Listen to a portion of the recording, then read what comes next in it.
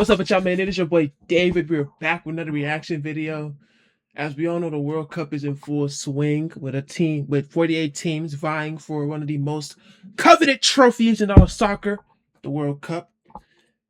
Right now, we got a video titled, we're reacting to a video titled America's Long War Against Soccer, which is really interesting because I'm not gonna lie, like if people treated soccer like basketball or football, again, the United States would have so many soccer stars. It wouldn't even be fucking like fair. It would be crazy. You know what I'm saying? But with that being said, make sure y'all like and subscribe. We're trying to get to 1,000 subscribers. Let's get straight to it. Soccer? Can't stand soccer. I think that's the least talented sport on earth. Soccer. That's a lie. Now, even though soccer has this thing where you will literally play for 90 fucking minutes to score one goal, which is so fucking ass to me. That will always be fucking lame as fuck to me. It is one of the most mechanically taxing sports to play ever. Not only does your stamina have to be good, you have to have feet-eye coordination. Hand-eye coordination is one thing. That's tough. But feet-eye coordination? That's fucking insane. That's ridiculous. That's like trying to goddamn, you know what I'm saying, put a fucking camel through the eye of a needle. Like, you be seeing how Messi be dribbling? He be damn near about to fall every time he dribble that motherfucker. And he's doing that shit through niggas bigger than him, stronger than him, probably just as fast as him, and he's making them look stupid. You know what I'm saying? It take a lot of skill to be good at soccer. You feel what I'm saying? Even though they only score one goal every year, still take a lot of skill, but no cap. Has an embarrassment of riches when it comes to its problems, no goals, fake injuries. If soccer's exciting on TV, you know what? I haven't yet. Oh, and another thing I really don't fucking about soccer, bro. No bullshit, bro.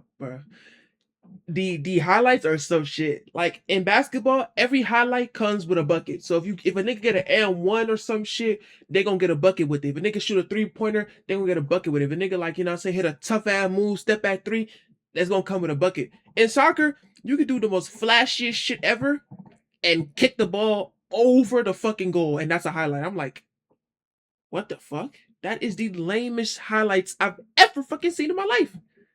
Why is that so? That's lame as hell. The only highlights, like, honestly, to me, soccer highlights can only be 5 minutes long. Because if you make it like 10 to 15 minutes, at least 9 minutes or 10 minutes is going to be dedicated to missed goal opportunities. And I hate that. That is so fucking lame. I'm sorry. Like, even though soccer is an okay sport to me, that shit lame as fuck. I'm sorry, bro. It grasps that if it's exciting. For decades, America treated soccer like a joke. Hold it. Hold it.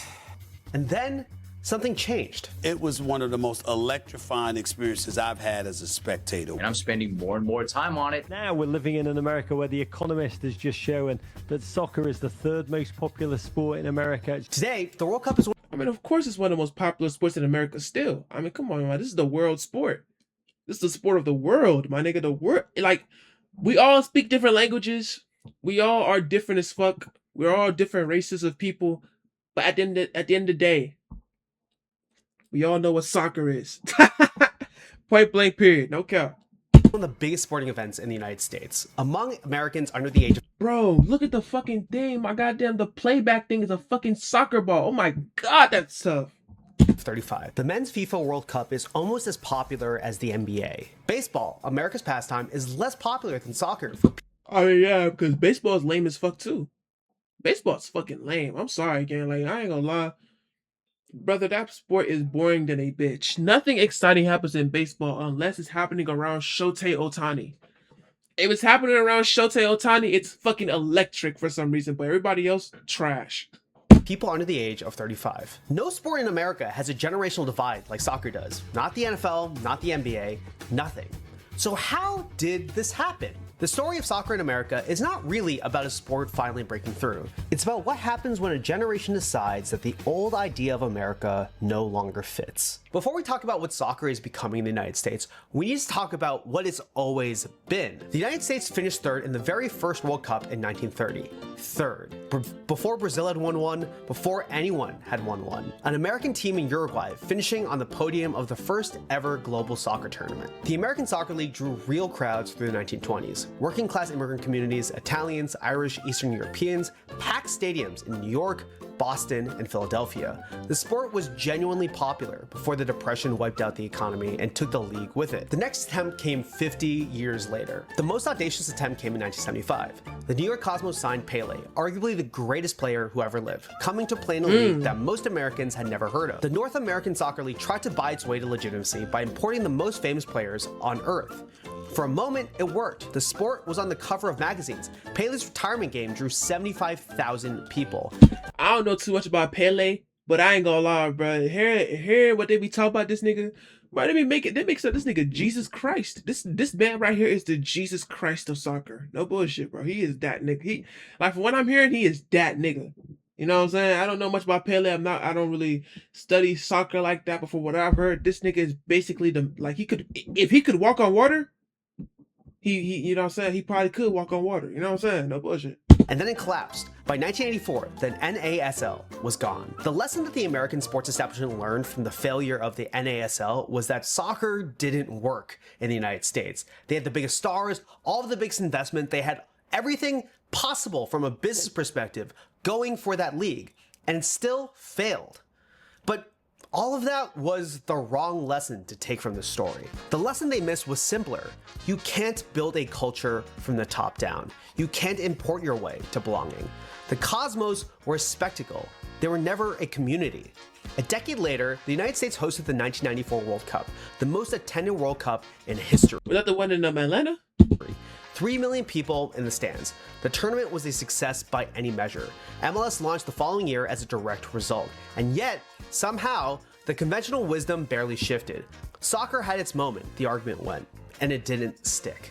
What that argument missed was everything happening below the surface. The Latino communities in Queens and Los Angeles and Miami and Houston who had never needed the World Cup or MLS or NBC Sports to tell them soccer mattered.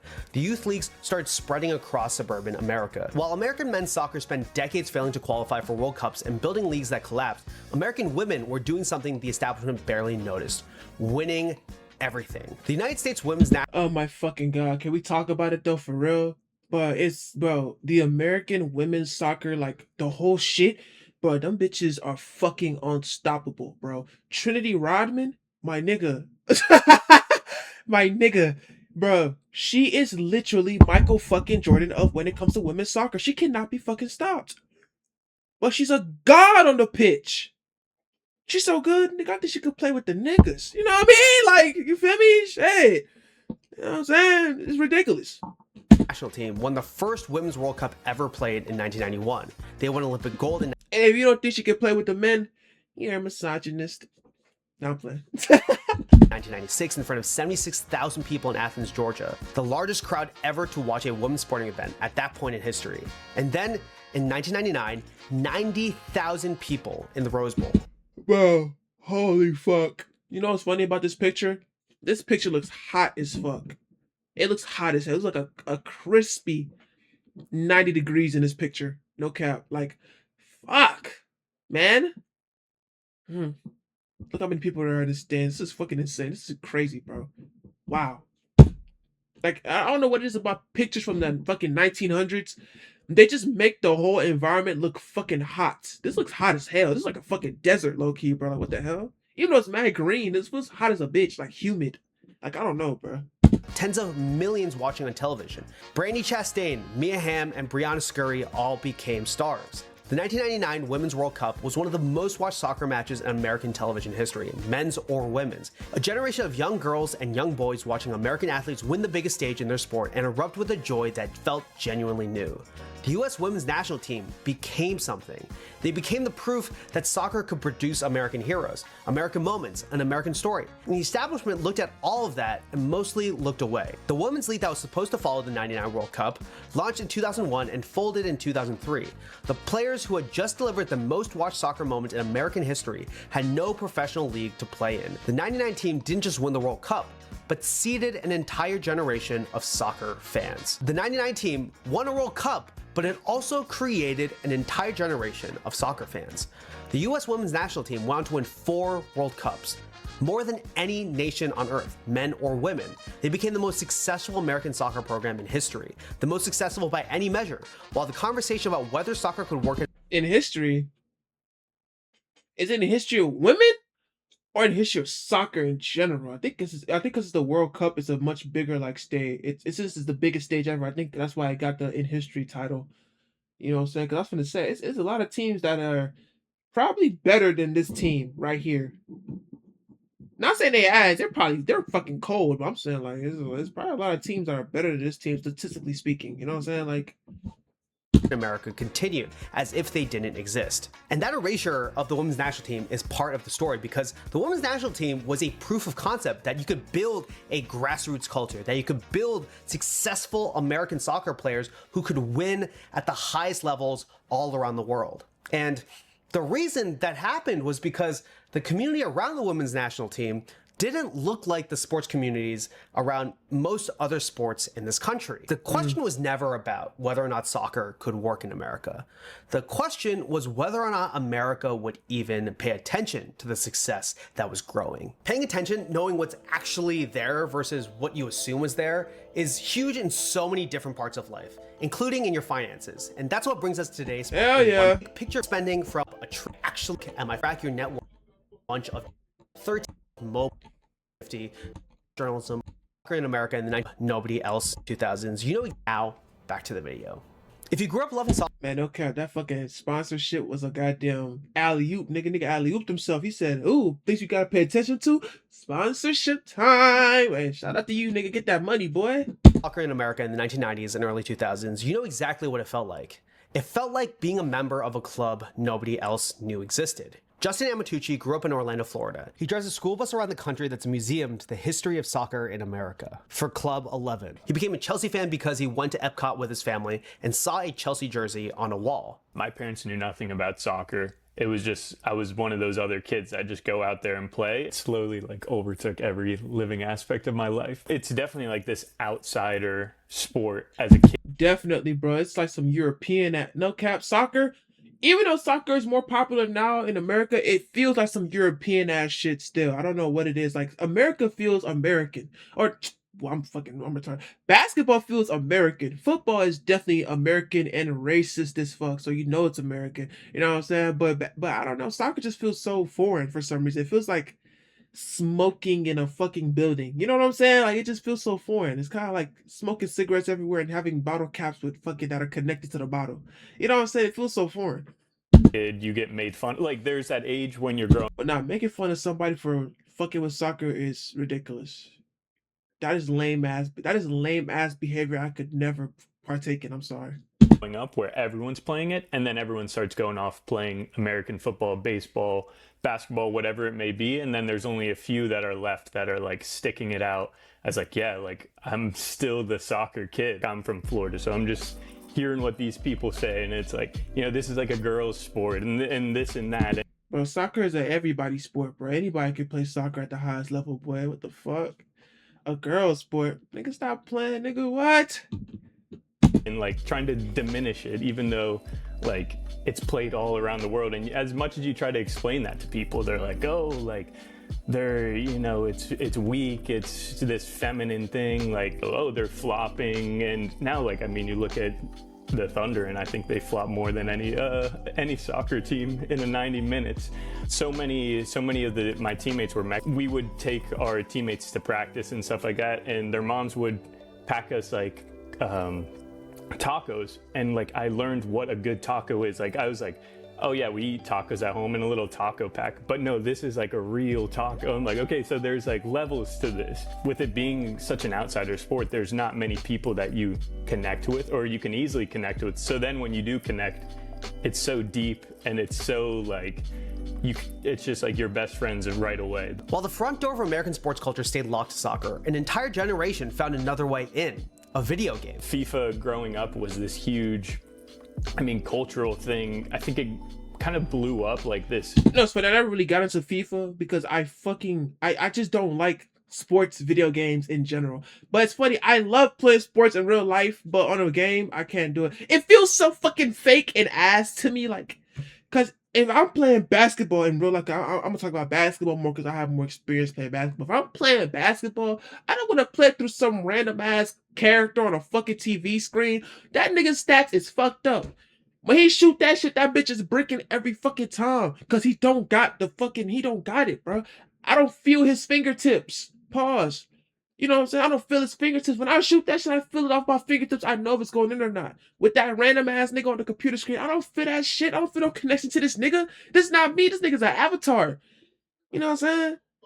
So like, you feel me? That's why I can't really. That's why I don't focus sports video games. Like, I'd rather play like a fucking shooter or some shit, or like a game like Balatro than fucking 2K. 2K so ass to me, and FIFA will probably ass to me too. But since it's a soccer video and the World Cup's on the way, I ain't gonna talk too much shit on it. You know what I'm saying? But still, you feel me? Like, I don't fuck with sports video games at all. Like, I'll play it or some cool shit, but I'll never like sit there and really like give it my time for real. You know what I'm saying? Game mode Ultimate Team at the same time that YouTube was blowing up, and there was these YouTubers that like, you know, I would watch every day going home from school. We would all get on the school bus and like all crowd around a phone watching pack openings and learn, and like you now gain this obscure knowledge of all these different players just because you're playing this like online game. And while all these people were calling soccer un-American for years and years and years, this was how soccer culture was actually growing. But the term un-American is so funny to me because America is a melting pot.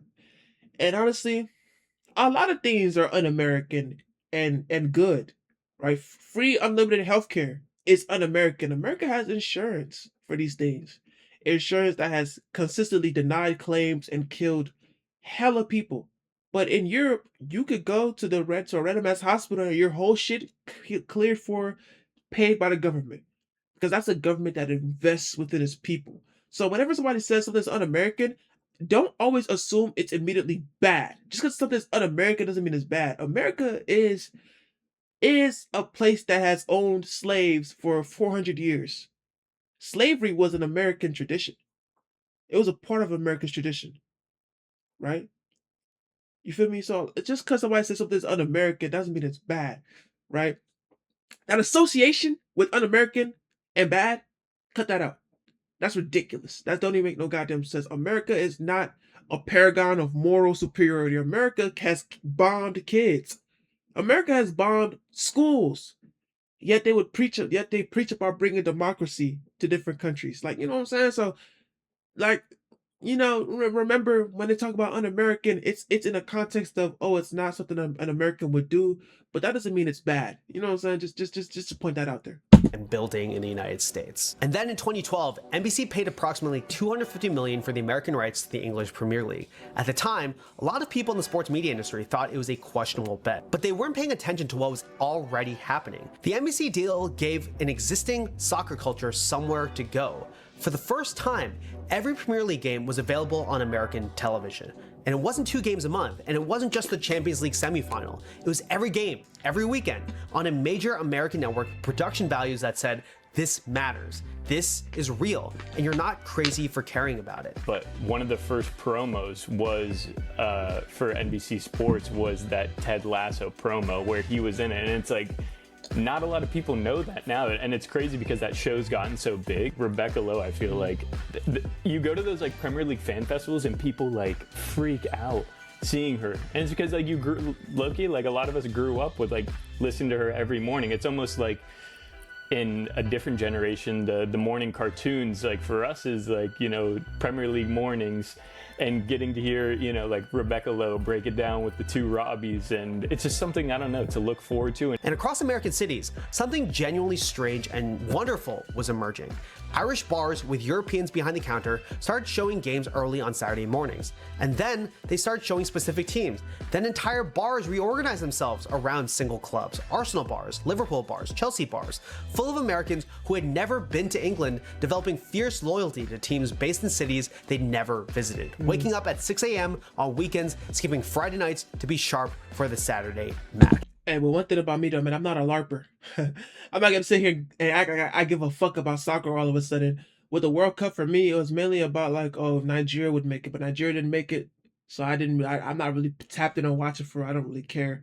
I mean, I care obviously, you know, some cool shit. I see it on my TikTok feed every once in a while. I like a post or two, but I'm not sitting there like, oh my god, who's gonna win the World Cup? I don't really give a fuck. I ain't gonna lie, but it's cool to watch it for sure. giving this place with, like you were saying, Like, I cared more about the outcome of the NBA Finals than I did the World Cup. You know what I'm saying? It's like, it's something about that Finals, man. When OKC didn't win it, I was like, yo, the Spurs better not win. Just for the fact that OKC couldn't win it, the Spurs don't deserve it. Fuck them. the rise of the Premier League mornings and this huge movement of Premier League bar culture here, where you're gonna have a pint at like 8 in the morning and you're gonna have a full English breakfast and be hammered at like 12 o'clock in the afternoon when you leave. And all of it sounds absurd until you actually look into what they actually became. These bars became communities. They became third places for people to connect outside of work, especially after you lose the built-in community of college and going to school every single day. Cristiano Auditore is the bartender and co-owner of O'Hanlon's, one of the most famous soccer bars in New York City. I wanted to learn how he built this community, so I paid him a visit to the bar. When I moved here, I promised myself not to follow soccer anymore. I had very bad experience in Italy. I grew up at the Olympic Stadium, Roma side. My father was a doctor at Olympic Stadium.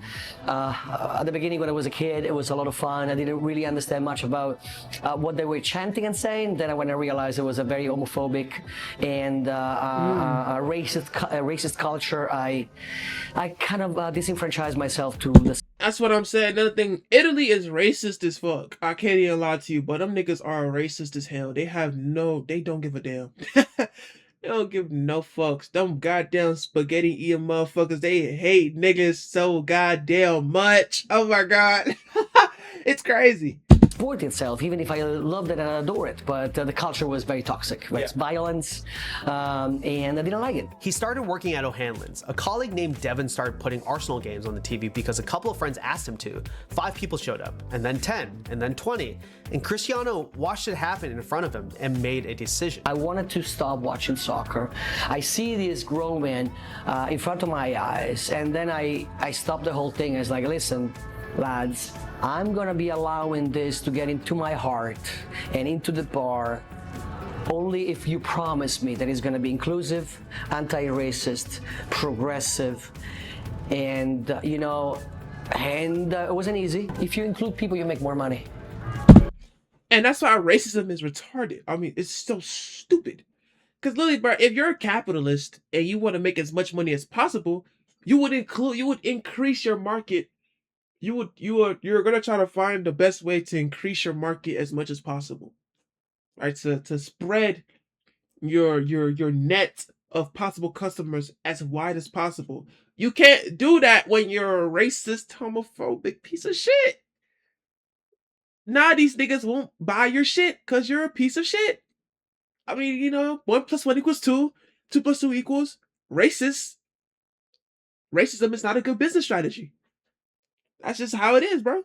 Shocker. What Cristiano built and what was built in soccer bars all across the country was only possible because there was no existing soccer culture that they had to build on. They could create something completely from scratch. In Europe, they get all the issues with like the homophobia and like it's very like isolated groups and sects, whereas like in the States we're so happy that it's like people care about it, that it's like if you care about it, it's like come in, like we want you to be a part of this, we'll teach you whatever you need to know. And in March 2020, every bar in New York City closed. Every sports league suspended play. The pandemic is usually the story about isolation, but it also created this massive opportunity to start creating something new. And that's what happened with soccer. And it's what happened at O'Hanlon's. And then people, as soon as it was over, like, that. I'm out of here. I want to get sick now. Humans need connection, the sweat, the smell. I'm telling you, it's on paper, it sounds disgusting, but then when you're in it, like, great. And then came Qatar, the 2020. I don't know how I feel about smelling sweat, but hey, I kind of understand what he's saying a little bit. But if I start smelling some stinky ass shit, I'm out of there. I don't give a fuck, nigga. I'm like, ugh, all right, bye. Is it scar sting or shit? I'm out there. I don't give a fuck. The World Cup final between Argentina and France is by most measures the greatest soccer match ever played, possibly the greatest sporting event of the 21st century. 3 goals from Mbappe, 2 from Messi, penalties, extra time.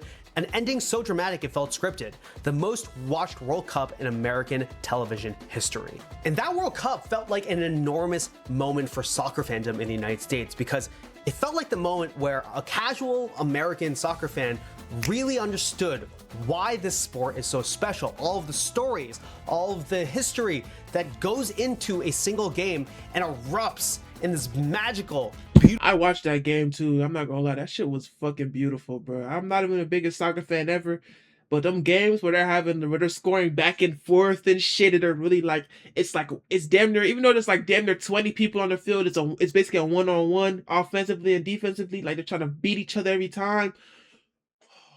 I love it, bro. It's so fucking good. No cap. Beautiful moment that is the World Cup. And it was a moment that tipped a lot of casual fans into wanting to become hardcore soccer fans. People understood that soccer is quite interesting. And it's quite just sport. Quite entertaining. To say, I better use it for the best. I better use it for the people. I have an opportunity. And the sport that America had dismissed for years suddenly had built something that it turned out Americans had really needed after the pandemic. A place where you felt like you belonged. And it led to this massive grassroots soccer community building all around the country. Without these smaller communities growing like how they are, we wouldn't have a World Cup here. 7,500 people at a Nebraska high school soccer game. This place like Boone, North Carolina, and you're like, no shot. And then you go and you see this Sasquatch running around. There's Sasquatch. Nah, that's cool as fuck. Hey, that Sasquatch, that nigga, hey, whoever in that costume, you cool to the bitch, nigga. I ain't gonna lie, you cool as hell for that, nigga. That's tough. Watch a mascot running around and these fans marching to the game. And yeah, it's not like it is in Europe. Like there's not as many people, and you know, we have our own chance. We do these weird American things, but I think that's what sets it apart, and that's what it makes it ours and makes people proud of it, because if not, then you would just go turn on the Premier League and watch that, you know. Go there and it's like you're in a different world. Like you can't believe like this is happening in America. And part of what makes this possible is what's made soccer popular all around the world. Being an outsider isn't like, it's like what we cherish about it compared to these monoliths of teams like a Liverpool, Barcelona. Their history has been made 50, 100 years ago, where that's what they're playing off of. Whereas now, like, I mean, we have clubs that are 2 years old, we have clubs that are 5 years old, and they're very much in these stages of they're ready to be Of their infancy, man. There's some baby ass clubs, but man, they got some stars in that motherfucker. No cap. to be shaped. They're ready for their history to start. And I think that's a huge motivation to a lot of people, is seeing like, I can have a say in what happens. The 2026 FIFA World Cup is coming to the United States and Canada and Mexico, and it's the biggest tournament ever. It's 48 teams across 3 continents, and it's coming to a country that for years has claimed to not care about the sport. For the people who have built American soccer as a community over the last 5 years, the bar owners like Cristiano, the people who are spreading their passion, love for their game like Justin, this should feel like a massive moment of vindication. It should be a moment that soccer fully arrives as culturally accepted and beloved in this country. But it's not quite that. The cheapest tickets to group stage World Cup matches are running into like I'm talking about, bro, no bullshit. Them motherfucking tickets, oh my god, them hoes like thousands of dollars to sit at the highest height. The fucking nosebleeds, like the highest height, you can barely see into the fucking stadium without binoculars and shit. Boy, that shit crazy as fuck. No cap, nigga. I'm the type of nigga I'll watch it at the crib, at the house. I watch at the house. I don't give a fuck, nigga. I'm just sitting there like these. Cause what the hell? That's crazy. Them tickets are so goddamn expensive. That's too rich for my blood, nigga, for real. the hundreds of dollars, up to millions. No bullshit. Paying for that, bro, you gonna feel that in your chest, like right here. When you hit that pay button, I just felt $2,000 leave me. You know what I'm saying? Nigga, this shit make your chest hurt, no cap. Get to MetLife Stadium in New Jersey from Manhattan, a journey that was supposed to be covered by a transportation agreement FIFA negotiated, will cost fans $150 each way by train. They had an agreement to have free transportation to the games, and then last minute you change the cards on the table and you tell me that $150 to go to the game. Go yourself. And then there's the politics. The United States government has spent the months leading up to the World Cup creating conditions that make international fans feel unwelcome. There's a lot of visa process. Oh my God, the visa issues, the immigration issues. Mind you, this is a world sport. Everybody from around the world want to come see this shit. But everybody dealing with fucking immigration and visa issues. Like, why? That's ridiculous, bro.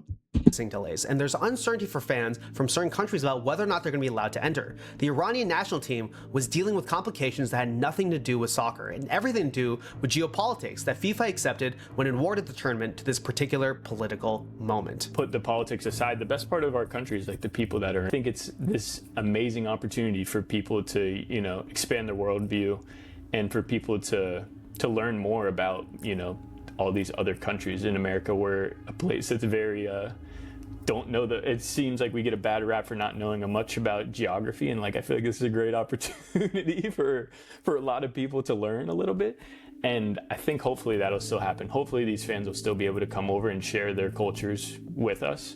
But I don't know. I think time will tell. And underneath the ticket prices and transportation debacle and all the visa stuff that's going on, there's a deeper tension happening around soccer. The establishment has fully arrived in the sport. For 2 decades, American soccer culture was built by people. The NFL wasn't watching, the big sports media companies weren't watching, and corporate sponsors weren't watching either. And in that absence, something genuine grew. Communities organized. But now the attention has arrived. The money has arrived, the infrastructure has arrived, and with all of it comes the risk that the thing that made American soccer culture worth building gets smoothed away. It turns it into a product, commodified, and turned into content. The common phrase, games. I mean, but the same shit's been happening in in Europe. So like, I mean, it was bound to happen regardless. I mean, you can't really, especially with America. You think America was gonna be the country to make soccer a not monetized, infrastructurally, you know what I'm saying, built thing? This is America. This is the land of capitalism. Of course, those gonna get the money involved. Come on now, bro. This shit is like inevitable. It's like Thanos snapping his finger and killing damn near half the universe. It was inevitable, bro. It was gonna happen. Gone almost, in a sense of, this isn't what we all signed up for. This isn't what we want soccer to be in the future. When your favorite band gets popular and you're like, no, I knew them before they were cool, you know? And like, oh, like I didn't want them to get big, or I always see people like, no, we gotta gatekeep this person, this and that. And there's, Nah, I ain't gonna lie, that gatekeeper shit is so weird to me. I'm not gonna lie, niggas was like talking about some, bro, we gotta gatekeep them, man. Don't get them too big, bro, you know? I'll be like, nigga, fuck you. Are you paying my bills? I'll be like, nigga, fuck you. Are you paying my bills, bitch? Fuck you mean don't get me big, nigga? I need money now. I need money now, nigga. What the fuck? I ain't mad, nigga. the sense of that of like, no, this was like our little like hidden secret. But at the same time, it's like, this was what we all dreamed about. I personally suggest people to boycott the stadium and promote and support your local bar. So go bars, watch the game, but don't go to the stadium. It's my take. But I think it's important at this point in the story to go back to the data and the numbers about how soccer is actually popular in the United States. Like, I fuck with soccer, but I'm never paying $150 to take a fucking bus ride to a fucking stadium to sit there and watch these niggas kick a ball for fucking 2-3 hours to only score one fucking goal, and then get extra minutes added to score like 2 more penalties. Like, that don't mean anything. Like, no, bitch, never. Fuck y'all.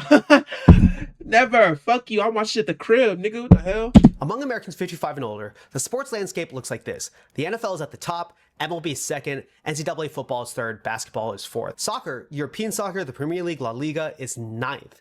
9% of people watching it. 1 in 11 Americans over 55 have any meaningful interest in it. Among Americans 18 to 34, the landscape looks like this. The NFL is still at the top, but then the men's FIFA World Cup is statistically tied with the NBA. European soccer is fourth, ahead of Major League Baseball, ahead of NCAA football, ahead of every other sport except the one American institution too big to move, the NFL. Baseball is explicitly America's pastime. It's the sport most tied to a specific national identity, most rooted in nostalgia for a particular American image. College football is organized around regional loyalty, state identity, alma maters, the most inward-facing sport in America, and the one most dependent on having grown up in the right place rooting for the right team. These are the sports of a certain idea of America, an America. I like that word to use right there, inward facing. Oh man, this nigga's a fuck. This nigga's a man. He got away with words, man. He got away with words. I like that. That looks back at its history, an America that looks inward and locally and regionally for community. But soccer offers something different. There's no way it was supposed to be done. A sport where the entry point might be a video game, or a Mexican teammate's mother's cooking, or a bar in Manhattan run by an Italian man who fell in love with the sport he was trying to escape. Soccer, because is inherent international spirit, allows that. No disrespect with niche sport that only Americans, like American football and baseball, they're only Americans. They don't have this broad audience. They really do not. That's fast. The only other country I know that fucks with baseball like America is Japan. Everybody else don't care.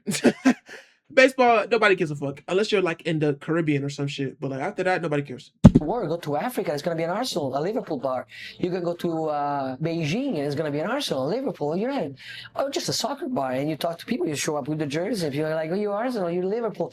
And then you start, you have something in common right away. And while soccer in America is about community and belonging and outsiders finding a place where they feel accepted, it's also increasingly become about status and wealth as well. The biggest cultural flex of this generation isn't a car or a zip code. It's this vague, borderless living, the ability to move through the world without friction, and to have a favorite restaurant in 3 cities you visit regularly, to wear a kit from a lower division French club because you actually went to the game, to exist in some fundamental sense as a global citizen rather than a person from a specific American place. But for a generation where the ultimate flex is to be globally, culturally fluent, being a soccer fan feels like the ultimate flex. It's global in a way that no American sports league is yet. And if you want to learn more about the American sports league effort to become global, I did a video on that a few months back. You can check it out in the video description. Think about what the sports you love say about the kind of world you want to live in. Baseball and college football are sports of inheritance. You love them because your father loved them, because your town loved them, because loving them connects you to a specific place and a specific idea of America. Soccer in America is the opposite. The generation that chose soccer didn't make a conscious decision about values. They just fell into something that fit. But what a generation falls into, what it loves before it knows why, tells you something real about who that generation is and what kind of world it's trying to build. But in bars across America, in the Northeast and the West Coast and in the Midwest, people are showing up to games at 7 a.m. to watch them with the communities that they've built over the course of the last few years. And the communities built— You couldn't get me to get up at 7 a.m. for anything. Not even, bro, barely for school. But then again, school fucking sucks. And I'm saying that as a nigga that's going back into college fucking August. School fucking blows. It's so ass every time. Like, oh man, I fucking hate school every time. No cap. around soccer were built because people needed it. The question now isn't whether or not soccer can work in America, because that question is long answered. The communities are here and they're here to stay. The question is whether we understand what we've built and whether or not we're going to protect them. Let me know. Hey, no cap, this is a good ass video, man. America, it seems that that question's been answered. You know, the long war is over. Soccer's here to stay, bro. No bullshit, man. We're seeing a lot of crazy ass stars, you know, for the USA team, right, on the men's side. And on the women's side, you know, they've already been, they're established. They're fucking like gods when it comes to soccer. You know what I'm saying? But yeah, man, it's here to stay. You know, and I'm really excited to see who wins the World Cup. I'm not gonna be watching crazy like, oh my God, who's gonna win? But I am. I got one eye on it. Just one eye. Just one. The other one is for everything else, but one eye is on soccer. But with that being said, make sure y'all like and subscribe. Make sure I get to 1,000 subscribers. I'm gonna catch y'all next one. We out this up.